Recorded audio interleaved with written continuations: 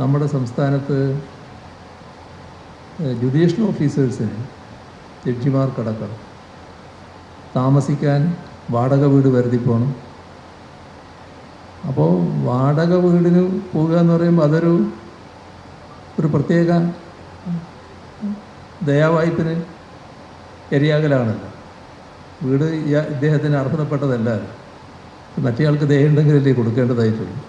ഒരു ചെറിയ സ്വാധീനം ഇദ്ദേഹത്തിലേക്ക് വരാനിടയുണ്ടല്ലോ എന്നുള്ളതാണ് അവർ ചിന്തിക്കുന്നത്. ഇത് നമ്മുടെ സംസ്ഥാനത്ത് ഈ സംസ്ഥാനക്കാരനല്ലാത്ത ഒരു ചീഫ് ജസ്റ്റിസ് വന്നപ്പോൾ മുഖത്തടിക്കും പോലെ നമ്മളോട് ചോദിച്ചു, ഈ കേരളം എല്ലാ കാര്യത്തിലും വളരെ മെച്ചപ്പെട്ടതാണെന്ന് പറയുന്നു, പക്ഷേ ഇതെന്താണ് ഇങ്ങനെ? ഞങ്ങളെ സംസ്ഥാനത്തിലൊന്നും ഒരിടത്തും ഇങ്ങനൊരു അവസ്ഥയില്ല. എല്ലാവരുടെയും ജുഡീഷ്യൽ ഓഫീസേഴ്സ് സ്വന്തം ഘട്ടത്തിലാണ്. നിങ്ങളിവിടെ ഞങ്ങളിങ്ങനെ പരതി നടക്കണമല്ലോ, വാടകയ്ക്ക് വീടെടുക്കാൻ പരതി നടക്കണമല്ലോ. അപ്പം നമ്മുടെ പ്രയോറിറ്റികളിൽ വരുന്ന ഒരു വ്യത്യാസത്തിൻ്റെ ഭാഗമാണ്.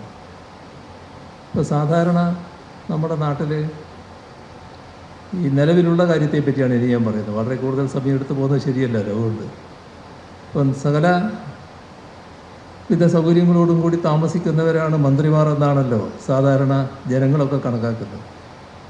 അപ്പോൾ ആ മന്ത്രിമാർ താമസിക്കുന്ന ചില വീടുകളുടെ അവസ്ഥ നോക്കണം എന്താണെന്ന്.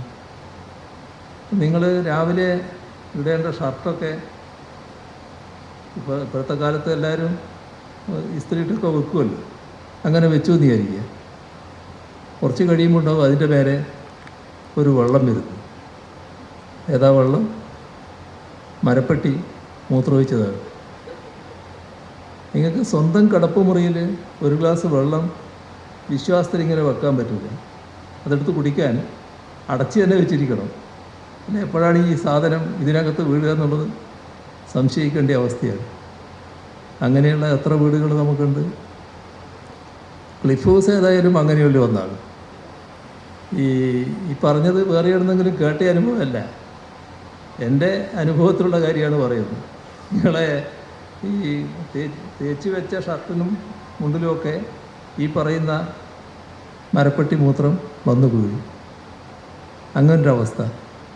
എത്രയോ കാലമായിട്ട് നിൽക്കുന്ന കെട്ടിടങ്ങൾ നമ്മൾ അറ്റകുറ്റപ്പണിക്ക് ഭയപ്പെട്ട് നിൽക്കുകയാണ്. നമ്മൾ വേണ്ടത്ര മുൻഗണന പലപ്പോഴും കൊടുക്കുന്നില്ല എന്നാണ് അവസ്ഥ.